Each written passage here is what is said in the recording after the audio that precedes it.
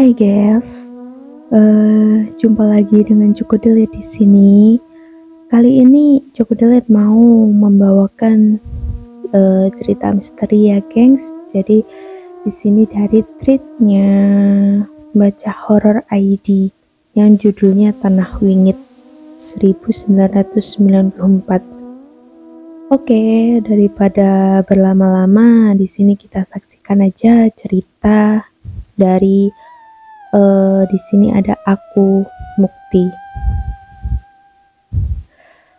Ada misteri mengerikan yang tersembunyi di balik tanah yang terkutuk ini.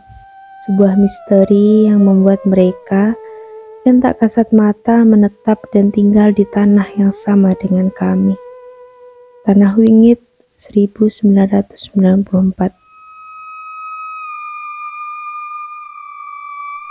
Cerita dimulai pada saat itu sedang disiarkan Piala Dunia Amerika Serikat tahun 1994, sebuah pertandingan sengit menghadapi Italia yang juga memiliki sejarah juara. Saat itu seluruh warga kampung yang menonton di pos ronda riuh merayakan kemenangan Brasil di Piala Dunia tersebut. Mukti, pulang sekarang ya.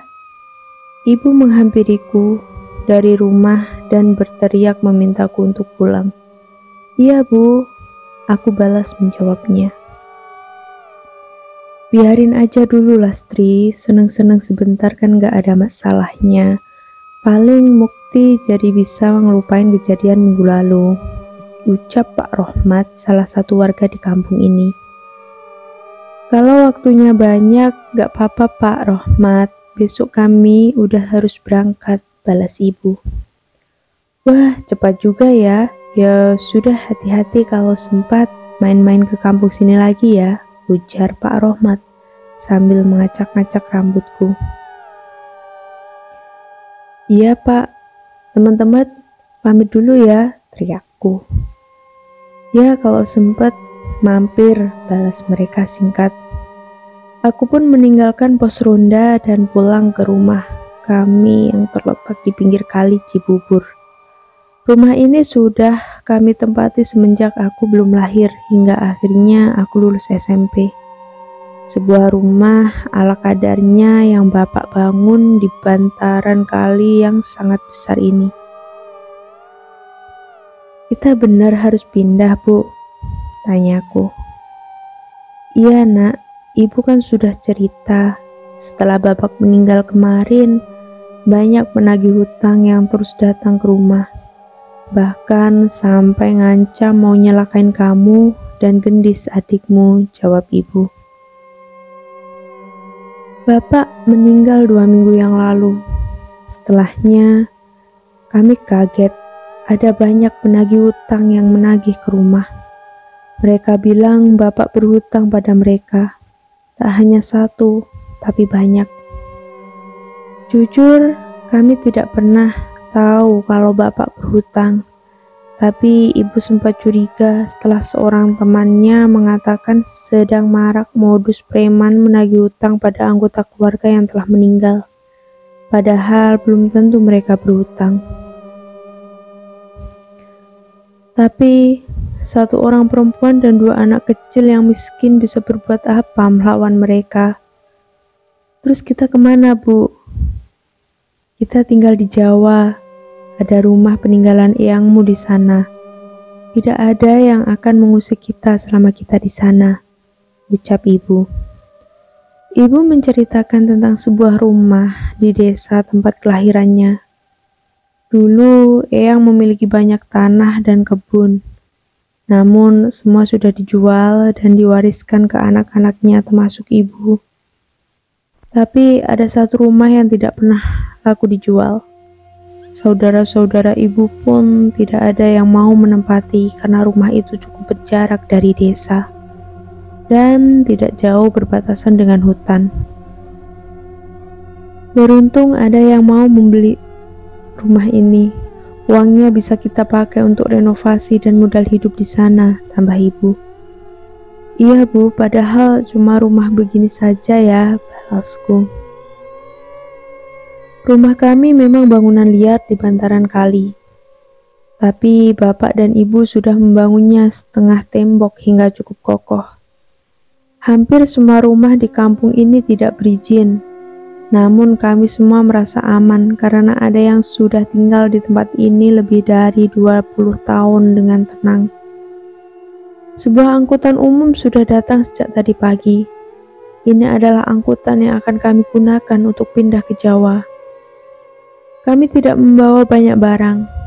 Sebagian perabotan sudah dijual dan sisanya diberikan ke pemilik rumah yang baru. Hanya sedikit yang kami bawa menggunakan angkutan umum. Angkutan umum bercat biru itu yang akan mengantar kami ke rumah baru kami. Sudah masuk semua? Tanya Bang Jeki, supir yang akan mengantar kami. Sudah Bang Jaki, tinggal orangnya, kata ibu. Ngopi dulu aja, ada gorengan juga, balasku.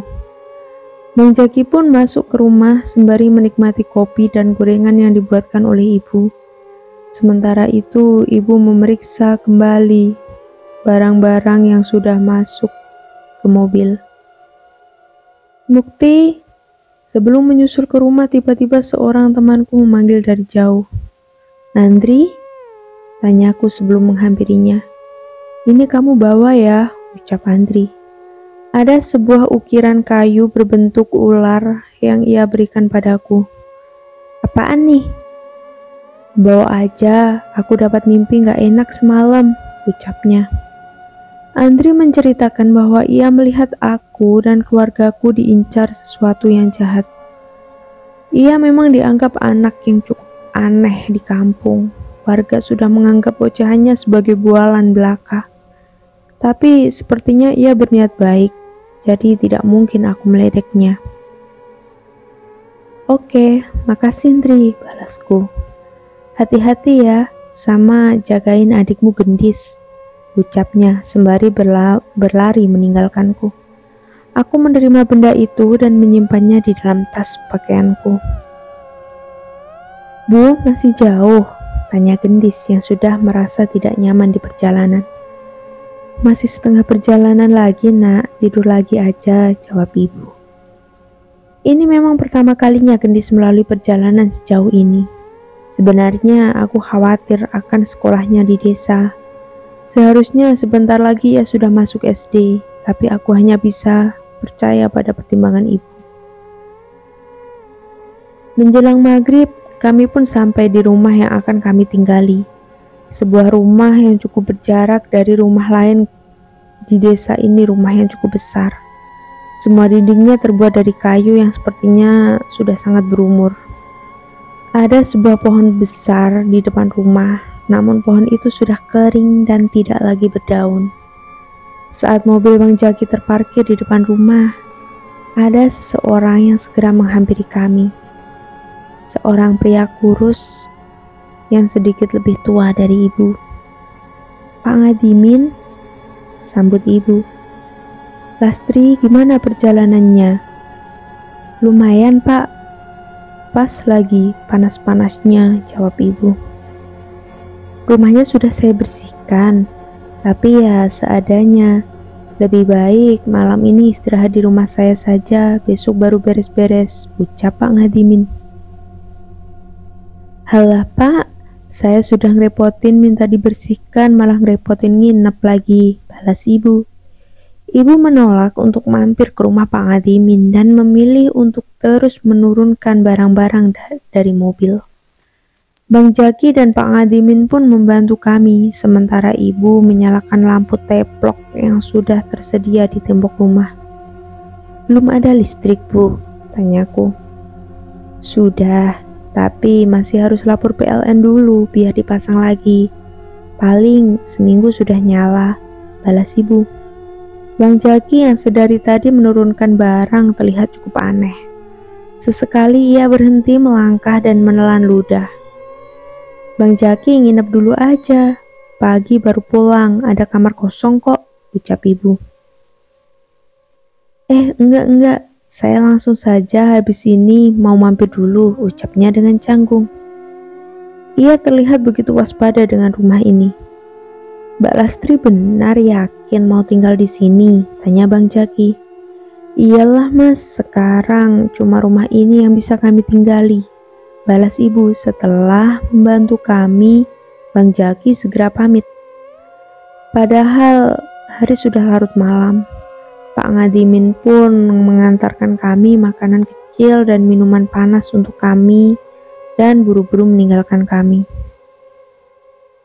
Merasa cukup lelah, aku pun duduk di tikar yang sudah digelar oleh ibu. Rumah kayu dengan lampu remang-remang merupakan pemandangan yang cukup asing untukku. Apalagi suasana hening seperti ini tidak pernah kurasakan di rumah kami sebelumnya. Tok tok tok. Ada suara dari luar pintu diketuk. Setauku rumah kami cukup jauh dari warga lain. Aku malas mencari tahu dan memilih untuk tetap bersantai di tikar.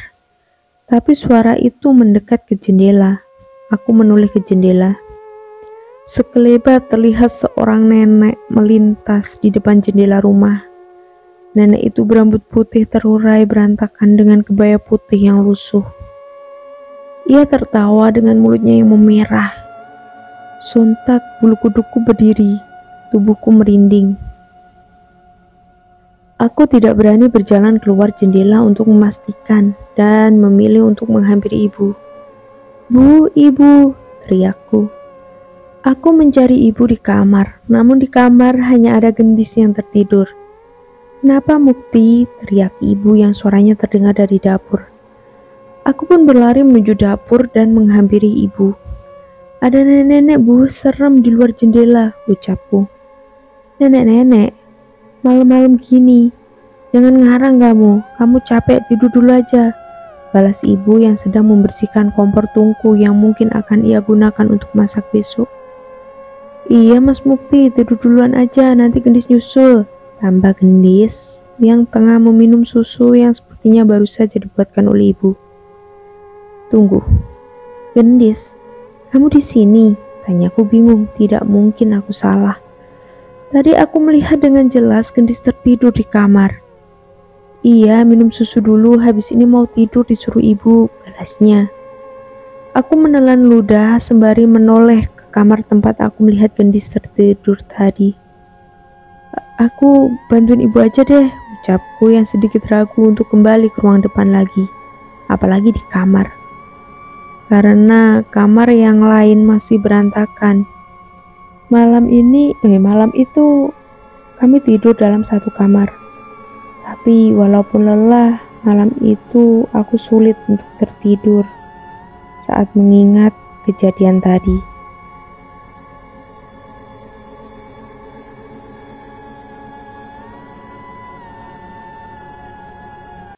Oke gengs, jadi kita sambung lagi di episode selanjutnya ya. Jadi kalau ada kalian yang masih penasaran atau yang mau dengerin cerita lanjutannya, bisa dong kalian subscribe channel Choco Delete.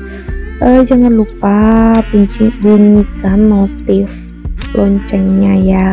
Jadi biar kalau kita update itu bisa langsung ternotif di tempat kalian.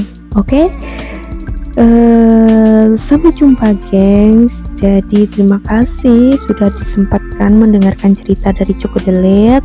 Semoga hari kalian menyenangkan dan kita lanjut ceritanya besok. Bye bye.